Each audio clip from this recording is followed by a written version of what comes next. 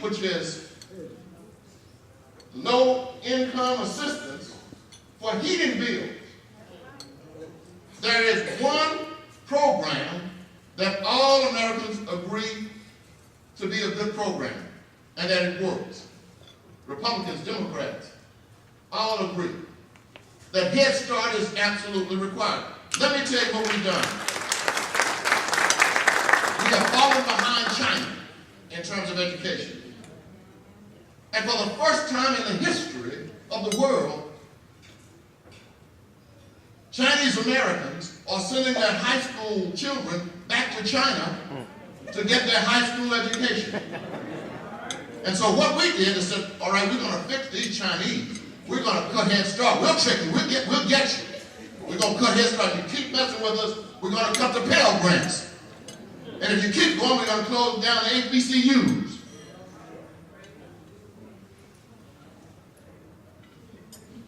This is a mean moment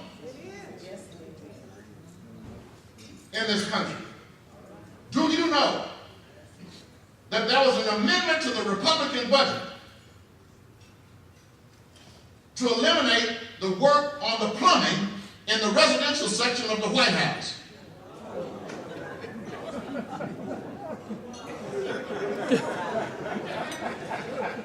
Did you? I'm not going to make up anything in here. Did you know that there was an amendment not to fund the repair of the roof on the residential section of the White House, and another one to eliminate purchasing any teleprompters for the White House? Now, if you can't see what's going on here, you're going to become a victim of Cleaver's Law. Let me tell you what is going on. I'm just a dumb Methodist preacher, so I can't figure out a lot of stuff. But when somebody stands on national TV with a college degree and says Barack Obama is a Muslim, and plus he just spent 20 years under Reverend Wright at that Christian church.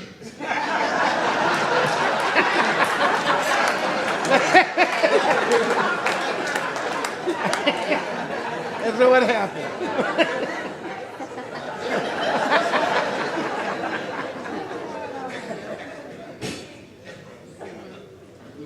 There's a cold wind blowing across America.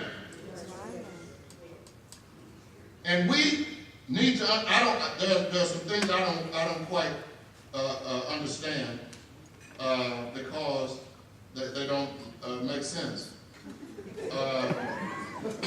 And so I'm working on it. How can you get somebody who is broke, poor, and sick to fight the health care deal?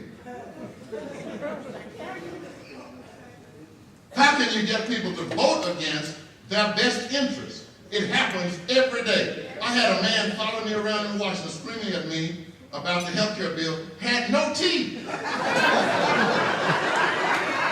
He couldn't even hardly scream. Now, if there's anybody who needs to be supporting health care, it's this man. I wanted to give him a sign and say, brother, you better get over on board with me.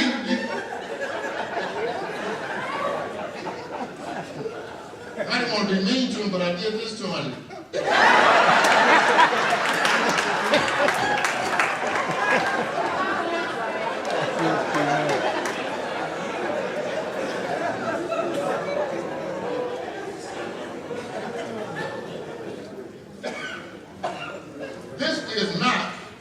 This is not a time for us to relax.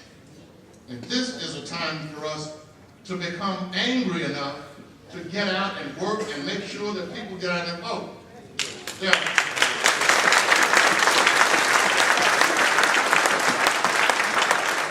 Today, on Sunday afternoon, there are 14 million Americans without jobs. This also means that there's one job for every 5 Americans looking for it. Everywhere you go, this is the problem. We are not doing anything in the House of Representatives to to create a job, not one.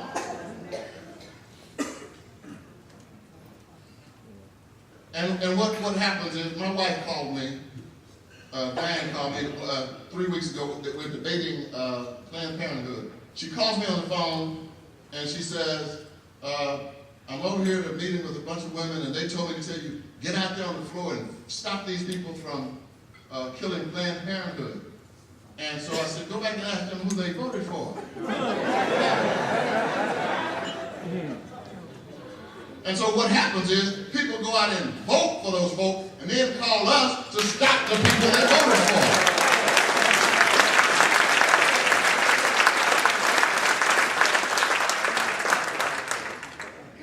And these people, let me tell you, they are not about to stop.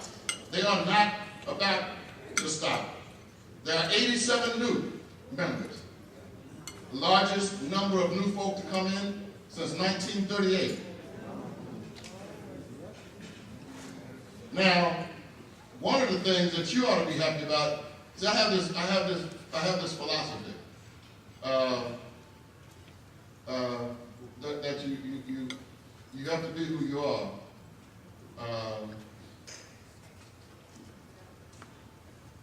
It was Act 1, Scene 3, Hamlet. Polemus says to his son, above all things, to thine own self be true. And so, number one, I can tell you, you already know this, I'll tell you anyway, you don't have to worry about Alcee Hastings ever being anybody but Alcee Hastings.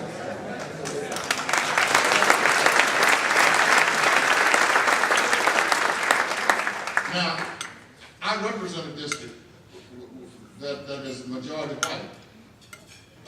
You can go look, I'm ranked as the 87th most liberal person in Congress. I'm mad because I thought I should have been higher. Now, so when you think about the fact that I represent a predominantly white district, that has nothing to do with my vote and how I vote. I get a 100 every year from NAACP, every year, because I am who I am.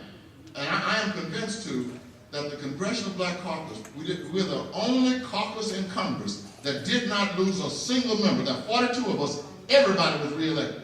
You know why? Now, there were a lot of folk who were blue dogs, and they would go and vote on the other side. They were decimated. More than half of them lost. Shakespeare would have said, to thine own self be true. Just go ahead and be who you are. Because the people on the other side said, well, why should I vote for a piece of a Republican? I just go ahead and get me a full-fledged Republican.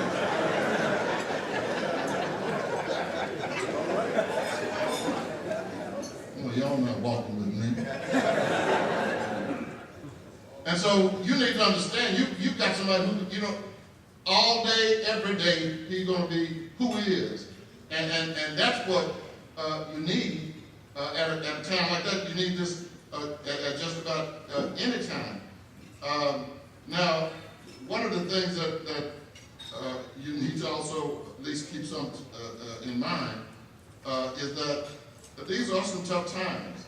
I mean, our debt obligation is 61% of GDP.